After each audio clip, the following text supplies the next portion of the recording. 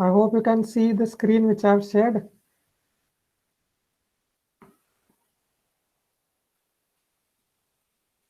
Okay, so what we were discussing last time was we were looking into types of estimate, right? We were looking into and different types of estimates. So we were looking into detailed estimate. Okay, so we will discuss this one more time because this is important. We will discuss detailed estimate and we will look into other three estimates which are left, and then we will move on to the next topic. So just a minute. Okay. So detailed estimate. What is a detailed estimate? Detailed estimate is an accurate estimate, right? It has to be as accurate as possible to your construction cost. Okay. So when you construct, it has to be very nearby to what the actual cost will be. So that is a detailed estimate. It is never perfect, but you have to try to be make it very accurate. Okay. So it consists of quantities of working. It consists of working out quantities of each item of works and then working cost. Okay, so we have to first calculate the now quantities and then we have to calculate the cost. Okay, these are your these two things you have to do. Okay, so first stage, two stages it consists of. First stage what you have to do. Okay, so first stage, details of measurements and calculation of quantities. Details of measurements and calculation of quantities. As I said, we have to prepare this kind of tabular column as I have shown. We have to prepare this kind of tabular column. So this tabular column consists of first is item number. Okay, so, or your serial number. What we can say is serial number. Okay, and suppose it is now first. Okay, first serial number. Particulars. In particulars, you write what kind of work it is. Suppose your first work is what your always first what you do is you excavate. So first is earthwork in excavation. Okay, particular under that what I'll write is earthwork in excavation. Okay, so how many number of foundations? So suppose there are six columns. So I will write six number of excavation work I have to do. Okay, so in number column I will write six. Okay, so what is the length? So my footing design, as per my design, my footing is 1 meter by 1 meter. Okay, so my footing is 1 meter by 1 meter. So length will be 1 meter, and the next column breadth will be 1 meter. Okay, so depth, and the depth will also be specified in the design. Suppose your depth is 2 meter. Okay, so in depth what I'll write is 2 meters. Okay, so always you have to follow this sequence, that is item number, particulars, number, length, breadth, depth, and quantity. Okay, quantity will be multiplication of a length, breadth, and your depth. Okay, understood. So this is your how you form your tabular columns. Okay, how you form this tabular column, the data that you how you get this data is you get it from your plan and drawings. Okay, so those are taken out correctly from your plan and drawings. Okay, so your plan will be given to you, your sections will be given to you, then if needed your elevation and other details will be given. Okay, so we're using that drawings and plans, we will prepare this estimate, we will prepare this tabular column. Okay, so that is your first stage. Coming to your second stage, that is preparing an abstract of a estimated cost. Okay, so preparing abstract. So we do not, as I said, we do not provide them. You do not provide our client with the whole estimate, that, right? We just provide them then an abstract. Okay, so this is how you prepare an abstract, as I have shown you in your tabular column here. Okay, so as I've shown you in your tabular column here, first is your item number. Okay, first is your item number or your serial number. First column is your item number or serial number. Second is particular, same as a previous stage of this thing. Second was particulars. Here also second column is particulars. Okay, quantity what we have got from the previous stage. Quantity we directly write here. Quantity, suppose your earthwork, say for some 50 meter cube earthwork you have to excavate, you write quantity 50 meter cube. And rate say 50 rupees per meter cube excavation, you take 50 rupees per meter cube excavation unit rate, you write, then you multiply them both and you get the amount, right? So that is how you calculate your abstract, and this abstract for each work you have to prepare for excavation, for filling, then for plinth work, then column work, beam work, then slab work. Okay, so serial wise you prepare for all, and in the end you have to sum up all of this, and that will give you your total cost of your project. No, so summing up all of those amount will give us the total cost of the project. So before giving that total cost of the project, what you have to do is from that total cost, you have to take 3 to 5% as contingencies. Remember, okay, so always you have to take 3 to 5% of contingencies for some unforeseen events. Then what you have to do is you have to take 1 to 2% for work child establishment to pay your salaries, to for your tools, equipments, all those things. What you have to do, you have to keep 1 to 2% of your total project amount. Okay, so that is there. So the first part is your, this is the first stage, calculating your quantities. Second is your calculating your amount or your abstract. Okay, so this is your detailed estimate. So along with your detailed estimate, some other things are also to be provided. Okay, those I have shown here.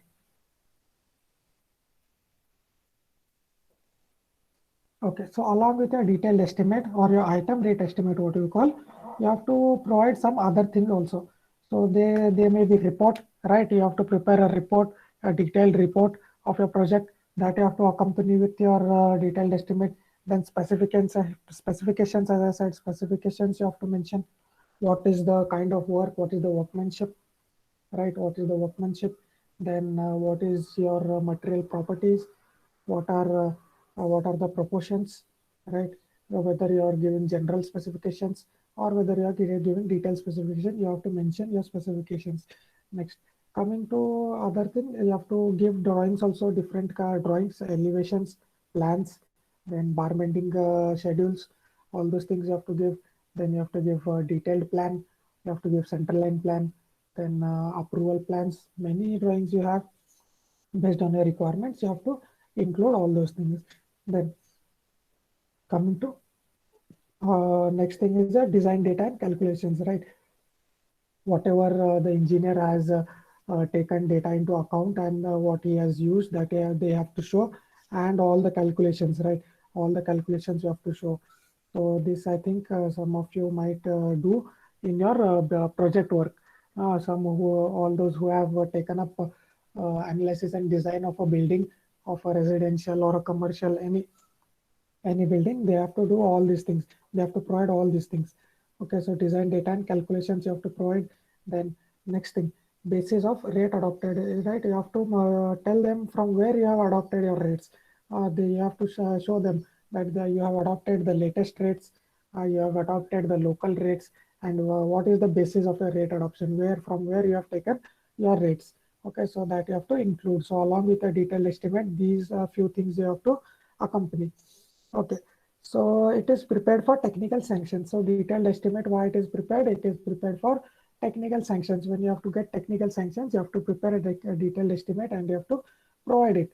Okay, so not only for technical sanctions, also for administrative approvals. Okay, when your infrastructural work has to be done, like a road work, your major like your bridge work, then your dam work, any public work, if it has to be done, it has to be approved by administrator. It has to be administratively approved. Okay, so that approval can be done only when you have a detailed estimate with you. Okay, then if you want, if the contractor wants to execute, so for that also we need a detailed estimate. Okay, so this is a few things related to detailed estimate. Okay, coming to revised estimate. As I said, there will be some changes that will be occurring with time. Okay, so you will be changing some material, or you will be changing some workmanship, or some materials workmanship, or some design. Okay, so as per that, you have to change your estimate and provide a revised estimate. So coming to revised estimate, it is to be prepared under any one of the following conditions. So if any one of the following conditions occur, you have to prepare a revised estimate. When the original sanctioned estimate is exceeded or likely to be exceeded by more than 5%. Okay, so when you are constructing and you observe that your cost will be your cost that you are going to, the total cost of your project will exceed your original sanctioned estimate. Some amount they have sanctioned for your estimate, and what actually is happening in the site is your expenditure is more, and your cost will exceed the original sanctioned estimate by more than 5%. Okay, if this occurs, then you have to prepare a revised estimate and you have to provide. Okay, so when the original original sanctioned estimate is exceeded or likely to be exceeded by more than 5%, you have to prepare a revised estimate. Okay, so this is one criteria. Coming to second criteria, when the expenditure on a work exceeds, okay, when the expenditure on a work exceeds or is likely to be exceeded the amount sanctioned. Okay, so some amount will be sanctioned for particular work. No, some particular work has some amount which will be sanctioned to it. So if that is exceeded, okay, under administrative sanction by more than 10%, so you have provided for administrative approval some estimate. So if that is exceeded by 10%, okay, so you have to prepare a revised estimate. When the expenditure on a work or a project, say, or a project is exceeded or likely to exceed the amount sanctioned under administrative sanction by more than 10%. So the first point was general. Okay, so maybe it is for your residential or a commercial building, but this is for your administrative, meaning it is for a infrastructural work, for a road work, bridge work, or a public works. Okay, so when you take an administrative approval on a detailed estimate saying that this will be the cost of a project, and when you expect it to exceed, when the expenditure is, you see that the expenditure is exceeding, or you may feel that it is going to exceed, it is likely to exceed by more than 10%. What you have to do, you have to prepare a revised estimate and you have to provide it. Okay. So this is one criteria. We have seen two criteria. Coming to third criteria, when it is found that sanctioned estimate is more than the actual requirement. So that is also there. So when it is found that sanctioned estimate is more than the actual requirement. So sanctioned estimate is more and actual requirement is less. So always when it is surplus, no. So what you have to do is you have to revise your estimate and you have to provide a revised estimate. Okay, so these three are the main things when we have to provide a revised estimate. If any one of the following conditions occur, you have to provide a revised estimate. Okay. Coming to the next thing, when there are material deviations from the original proposal. Okay, so say you have ordered some aggregate. Okay, some 2 truckload of aggregates, you have used those, but for the next work, when you order your aggregates, you see that the properties of these aggregates are entirely different. So there are material deviations that will be occurring, right? So because of these material deviations, there will be a deviation in cost, there will be deviation in workmanship, and many other things. No, so transportation will be different for different materials. So many things will start to vary. So what will happen is, what we have to do is you have to prepare a revised estimate when there are material deviations from the original proposal. You have proposed some material to be used, and what you are doing, you are using different material than the original proposed one or the original said one. Okay, so what you have to do, you have to revise the estimate now. Okay, so this is one more criteria. Okay, so coming to next thing, that is your supplementary estimate. As the name suggests, it is a supplementary estimate, meaning it is a additional estimate which is given. Okay, so when there is a increase in volume of work, okay, when there is an increase of volume of work, suppose work is some amount of work you know that has to occur, but there is more amount of work that is happening. Okay, or when additional work comes up, when additional work comes up, then when such cases occur, you have to prepare what you have to prepare supplementary estimate, and you have to provide it along with your original estimate. You do not add these new things. Suppose you are doing some work and some new work comes. Okay, you have to you do not add the new work that you are going to do in your original estimate, what ought to do, you prepare a separate supplementary estimate and you attach that supplementary estimate along with your original estimate. You do not disturb the original estimate. What you do is when some additional work comes up and or when you forgot to add some works in your original estimate, what you do is you provide us all those additional works, you prepare an estimate, separate estimate, and what you do is you attach this supplementary estimate to your original estimate. Okay, so this is a supplementary estimate. As the name suggests, it is a supplementary one that is provided along with the original estimate. Okay, so the total project cost, okay, so the total project cost will be the original estimate plus your supplementary estimate, remember, okay. So it will not be just the original estimate. Your total project cost will be original estimate plus your supplementary estimate, okay. So when some additional work is coming up, or when your work has increased, so what you have to do is you do not add them directly into your original estimate. What you do is you prepare separate estimate and you attach it with your original estimate. So this is your supplementary estimate.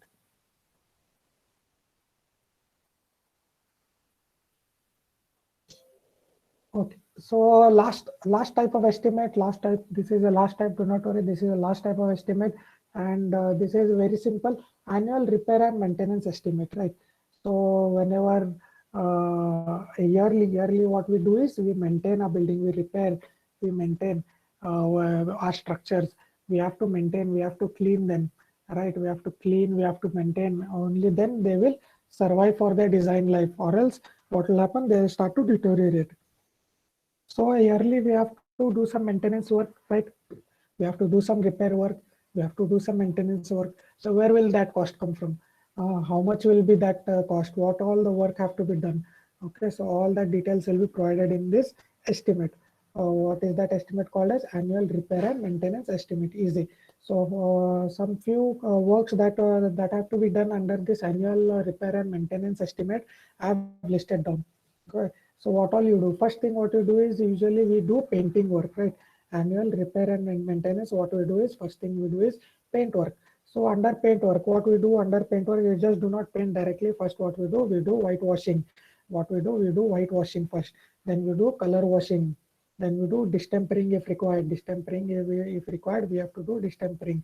Then we do painting of external walls, right? You have to paint your external walls. So paint for internal and external walls are different. So that has to be taken into account.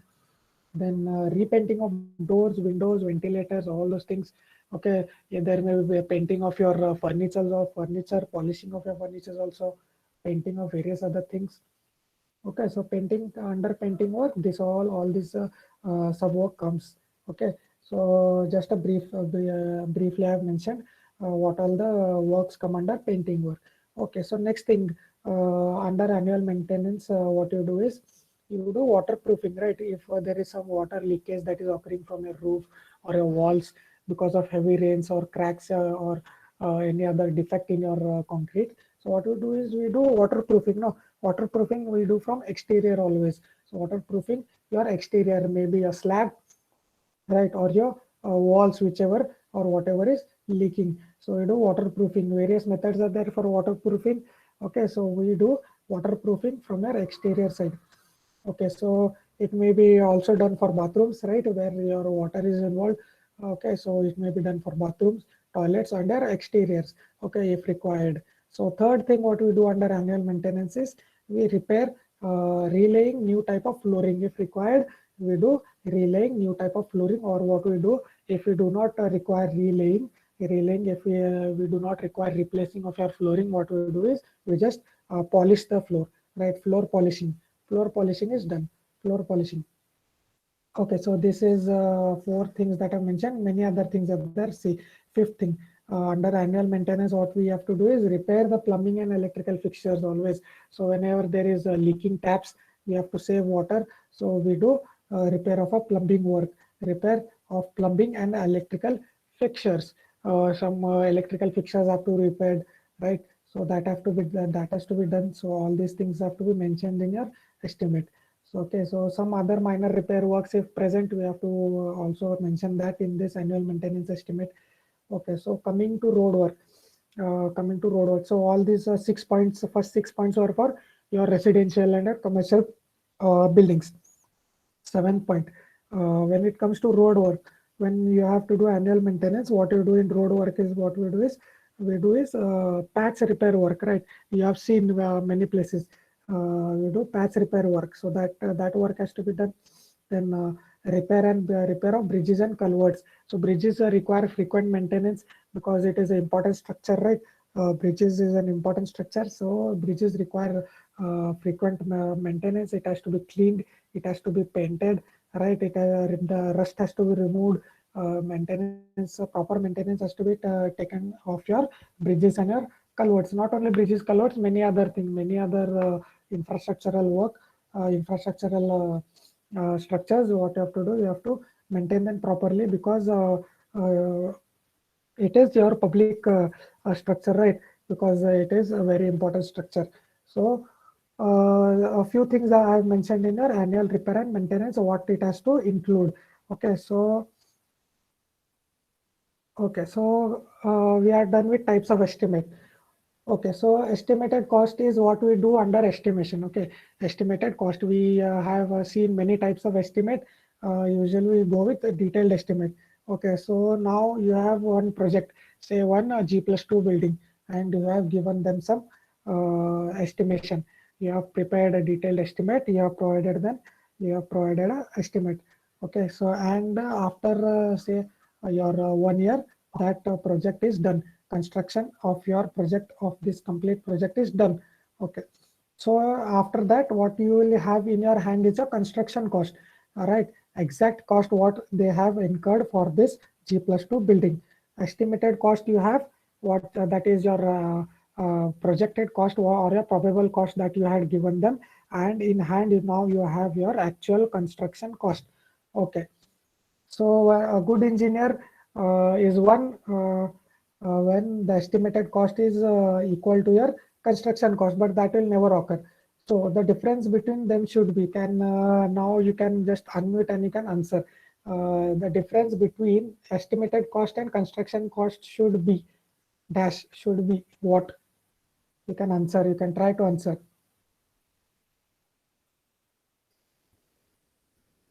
The difference between your estimated cost and your actual construction cost should be what? Try to answer. If you are not able to answer, I'll give you options. Yes, Ningappa. Some supplementary cost, supplementary estimation. Supplementary already. I am asking you have given your estimate cost you had given before the construction, and after the construction you have you know what is the actual cost that is incurred for this G+2 building. So the difference between your estimated cost and your actual construction cost should be, I'll give you options. Okay, it should be minimum, it should be zero, okay, or it should be some other value. Okay, I'll give you two options. It should be minimum or it should be zero. What you say? It should be minimum or zero, or it can be plus or minus 5%. Sir, plus or minus 5%, sir. It should be always, it should be kept minimum. It should be minimum. It should be minimum. There is no as a value as plus or minus 5% or 10%. It cannot be zero, right? It cannot be zero because we cannot actually estimate what is exactly the construction cost. We can always provide an approximation. So whenever you get the construction cost, you have to cross verify and you have to see that it is minimum. Okay, only then your client will be happy, that saying that whatever estimate you had given and whatever the cost that has occurred for my construction is almost similar. It is very minimum difference between them, and you are a very good engineer, and hence what will happen is they will start recommending your name to other friends and all, right, and you will start getting work. So a good engineer is one whose estimated cost and your construction cost is minimum. Okay, remember this. Okay, so there should be not much deviation between your estimated cost and your construction cost. Okay, so this is your some theory part we have finished. If you have any doubts or anything to ask, regarding anything that we have studied until now, you can ask now. You can type in chat, or you can just unmute and you can ask.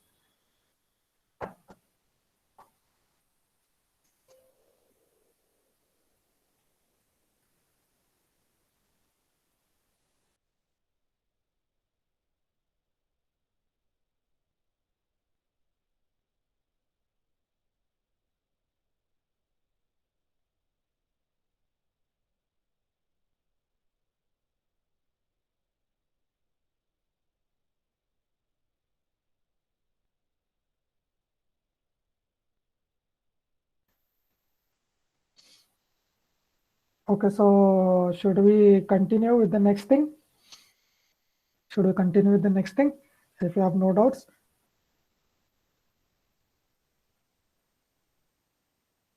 Okay, so if any technical issues in between happen, like if my voice starts to break up and all, you just inform me, okay?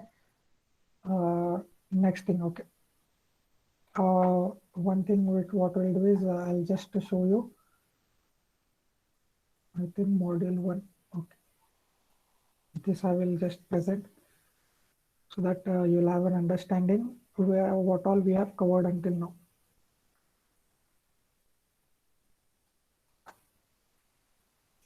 Okay, so what all we have covered is, we have covered a few definitions. We have seen many definitions. We have seen, right? We have seen important terms, various technical terms. We have seen, right? Then we have seen now what we will see is we will see units of measurements. We will look into this units of measurements. We have seen these types of estimates. We are done with this. Okay. So after we finish with units of estimates, we will look into this long wall and short wall method. Okay. This we will look into. This will include your numericals. Using long wall and short wall, we have to prepare a detailed estimate. Okay. So this is I think we have covered 3 parts. Now we are left with, I think, 1/3 part is left. Important part is your numericals. Okay.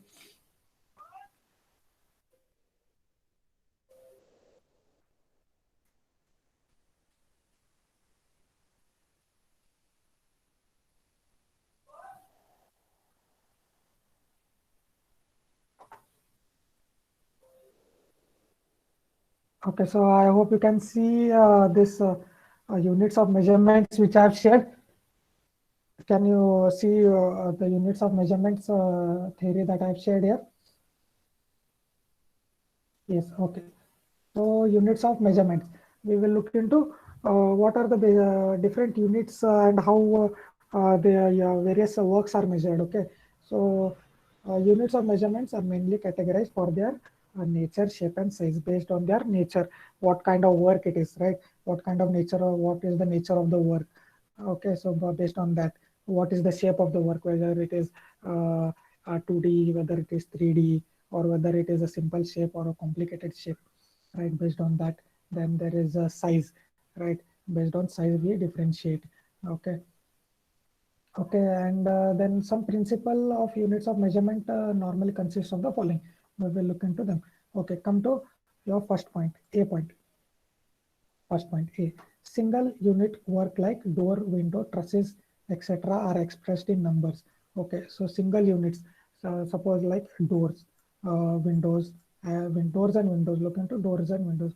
Okay, so when you are asked, when a client asks you how many doors and windows, you have to give them a number. Okay, you have to give them, express that in number. Okay, not in area. You do not express those in area, like do not calculate the height and width of your one door and you multiply by number of doors and you tell them area, so much area of doors you have. You do not tell them like that. You tell them number of doors. Suppose you have 7 number of doors and 9 number of windows. Okay, so you tell them like this. And if any trusses are involved or any singular unit are there, then what we do is we mention them in numbers. Remember, we mention them in numbers. Remember that doors and windows are mentioned in or expressed in numbers. Remember these two important. Doors and windows are never expressed in area. Okay, they are always expressed in numbers. Coming to the next thing, work consists of linear measurement involve a length like cornice, fencing, handrail, bands of specific width. Okay, so what this point says is whenever whenever your one dimension is very significant compared to your other two dimensions. Okay, so suppose a long beam. Okay, suppose this is a very long beam. So compared to the length, your cross section of this beam is very negligible. Okay, suppose this is a 6-meter beam, 6-meter length beam, and your cross section is 0.3 by 0.3. 0.3 by 0.3 is the cross section. Okay, so compared to the other two dimensions, meaning your this 0.3, the length is 6 meters, meaning one dimension is very significant compared to other. Okay, so in such cases, okay, what we do is we mentioned it in running meters. We mentioned that in running meters. So where such cases occur is where fencing, where when there is fencing, what we do fencing for? Fencing is done for your border marking, right? Your plot area marking, or for protection from trespassers, so that trespassers do not enter, or your thieves do not enter your plot or your area, right? Or your wild animals do not enter. All those things. For those, what we provide fencing. So always fencing is very long in length, right? It is provided along your total area like this. Okay, so that is your fencing. So whenever we want to buy fencing, what we say, we tell them that give us so much length. Okay, so give us a 200-meter length fencing line. Okay, so what we ask is in a meter we ask. So whenever one length is very long compared to the other two, we express that in running meters. Other example is a handrail. Okay, coming to handrail. Handrail is provided where? Handrail is provided at your balconies, right? Handrail is provided at balconies. Handrail is provided at your staircase, and it may be also provided at a terrace, right? Instead of parapet, they may provide handrails. Okay, so handrails is also a thing where it runs along your plot area. Okay, so that is there. So whenever such cases are there, what we do is we express them in running meters or simply meters. Okay, we express them in meters. Okay, so when one dimension is very significant compared to other two dimensions, as in fencing, in handrail. Okay, cornice. Let me explain what this cornice is. Okay, so okay, so when your place where your walls meet your roof. Okay, where your walls. Suppose this is your wall. This is where your roof is. This line is your cornice. Okay, so this is cornice. This is also cornice. Okay, so where in your hall, what they do is here in a cornice they provide some kind of design for a cornice, right? Some kind of design or some kind of double lines so that it looks nice. Okay, the total for a whole room it is provided, right? From your running edge. Okay, so this is cornice. So where your wall meets your roof line, so that is your cornice. Okay, so that is also measured in running meters. Okay, so because it is to be provided to your edges totally for your whole room. So such quantities are to be given in running meters. Okay, so coming to your third thing, whenever two dimensions are significant compared to other one. Okay, so two dimensions specific as two dimensions are significant. Two dimensions significant meaning, suppose this is your slab. In your slab you have two dimensions which are significant compared to your thickness. Your third dimension is your thickness. Compared to your thickness, your length and width is very significant, right? It is very large compared to your 150 mm thick slab. It is 0.15 mm thick, but your slab length is say 3 meters by 4 meters, right? So 3 meters, 4 meters compared to 1.15 is 0.15 is very less compared to your 3 and 4 meters. So two dimensions are very significant in a slab. So when such cases are there, when such measurements have to be done, what we do is we measure we mention them in meters. Okay, square meters. We mention them in meter square or square meters. Okay, we calculate the area and we mention them in square meters, remember. Okay, so where such cases occur is whenever you want to do plastering work. Okay, plastering work is to be done for wall, then whitewashing is also done for wall. Then in such cases, what it does is, suppose this is your wall, this is your wall. Okay, so whenever you want to paint this wall, suppose you want to plaster or whitewashing, what you do is you measure the area of this wall, and based on the area that is there, what you do, you tell them that this much meter square is my area, and I need painting work to be done for this area. Okay, do not mention only length, you mention area, meter square you mention. So whenever it involves aerial surface measurements, okay, aerial surface measurements, or when two dimensions are significant, what we do, like plastering and whitewashing, we mention them in square meters or meter squared. Remember, okay. So first case was single unit of work like door windows. Second was where only one dimension is significant. Okay, so in third is where two dimensions is significant, and now third is obviously when all the three dimensions are significant, like your excavation work, right? In our excavation work, what you do in our excavation work, you have to you have to dig like this. Okay, this is your, suppose this is your ground level, you have to dig this much. Okay, so what will this is a side view. In a plan view, it will be like this. Okay, suppose you have to dig say 1 meter. This is 1 meter. This is also 1 meter, and this is 2 meters. Okay, so you can see here, this is also 1 meter, 1 meter, 2 meter.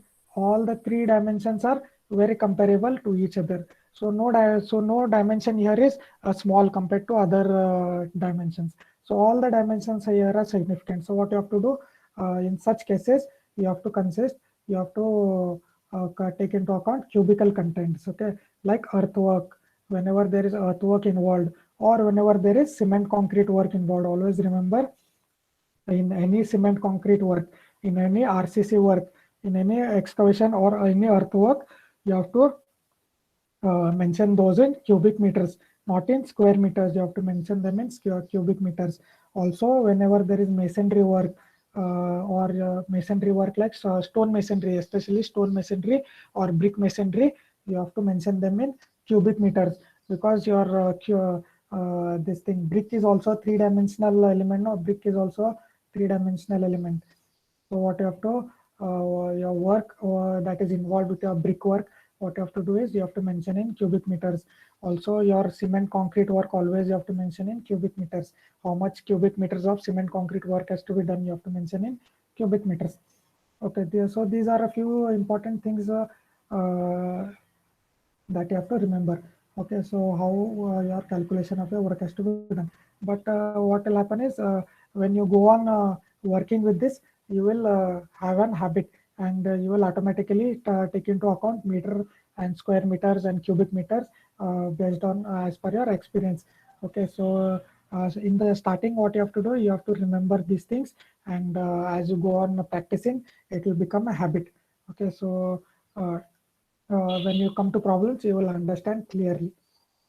Okay, so next thing under units of measurement. Next thing under units of measurement.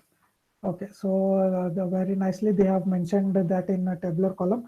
We will go through each of them. Okay, first thing. So always remember, first is your earthwork. Earthwork. So earthwork. So earthwork involves three things. Earthwork involves three things. I see you can see there 1, 2, 3. So first is earthwork. You have to excavate your earthwork. Right? Excavation is the first thing. Excavation has to be done. So that is the first thing. Excavation has to be done. After you excavate and you place your foundation, you have to fill it back. No, you have to fill your earth back into your foundation and properly compact it. So that is backfilling has to be done. Okay, so excavation is the first thing, backfilling is the second thing, and your third is your filling up to plinth level. Okay, you do not build your house at a ground level. You always increase your plinth level by say around 3 to 4 steps. No, always. Okay, so if suppose if this is your ground level, Okay, so this is our ground level. This is our ground level. You do not start building your house here.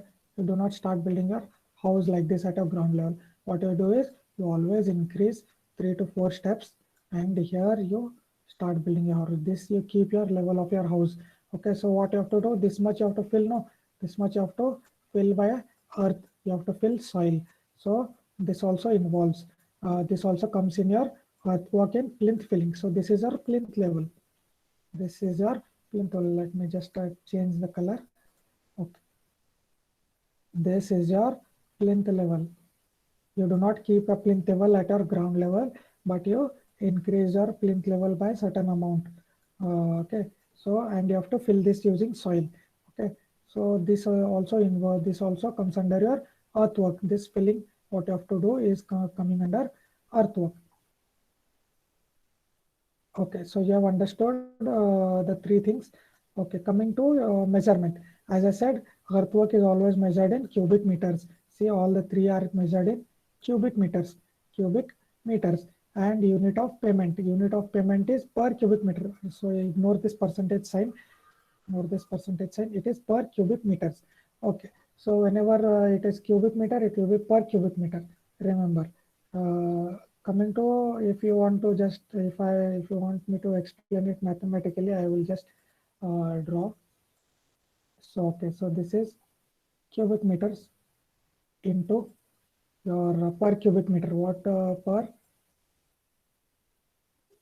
It will be, your unit rate will be rupees per cubic meter. Okay, so when you multiply, what will happen is your cubic meter here will cancel, and you will be left with your cost, that is rupees. Okay, so always when it is cubic meter, it will be per cubic meter. If it is square meter, it will be per square meter.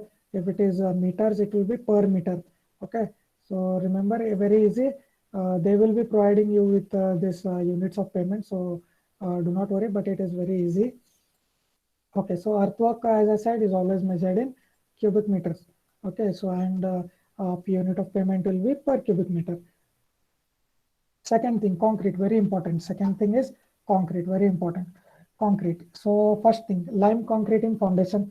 You have to provide lime concrete in your foundation. As I said, concrete work always has to be done in cubic, has to be calculated in cubic meters. See, all our concrete work starting from 1, 2, 3 up to 4 is in cubic meters. So it may be lime concrete in foundation. It may be cement concrete in lintels. Okay, so a lintel is made up of cement concrete. No, it may be RCC in slab, or it may be cement concrete or RCC chhaja, anything.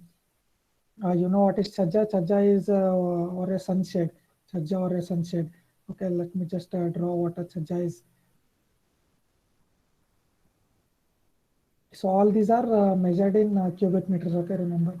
So okay, so this is the edge of a building, and suppose this is a window. So what we do is we provide a sunshade or a chhaja like this above a window. So this is what it does is it protects you from sunlight and your rain. Okay, and from entering your room. So this is your chhaja. So any RCC work, or any cement concrete work has to be always calculated in cubic meters. Okay, so that is what you can see here. Okay, so if thickness is specified, some special cases will be there, such as a lime concrete or a lime concrete in LC, meaning lime concrete in roof terracing. See, roof terracing lime concrete, what we do is, suppose this is your roof, and the thickness is specified. Say, suppose 5 mm thick, 5 mm thick lime concrete you have to provide.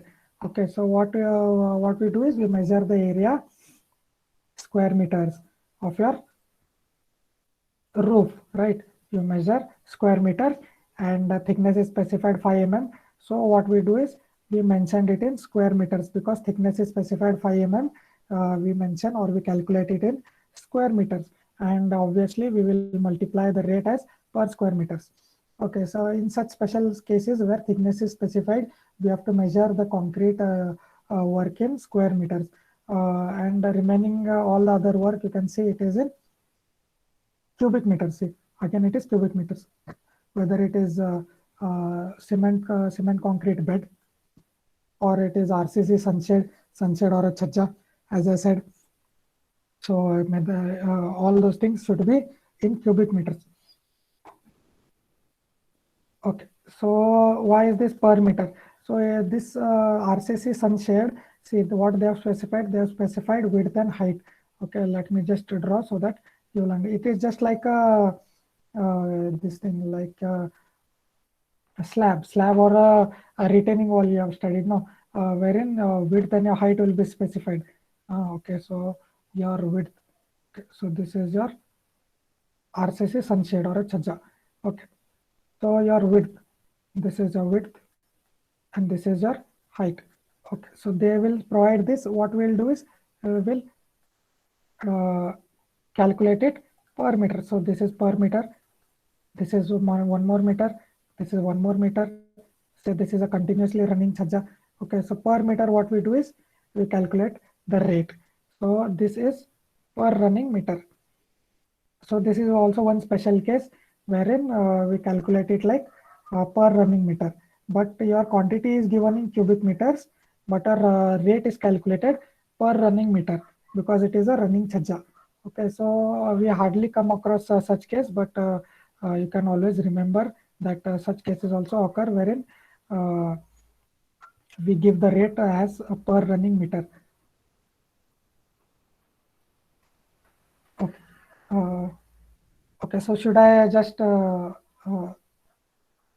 if you have any doubts, you can ask, or if you want me to slow down, or if you want me to explain any one of these topics, you can just let me know, or I will continue with the next item of work.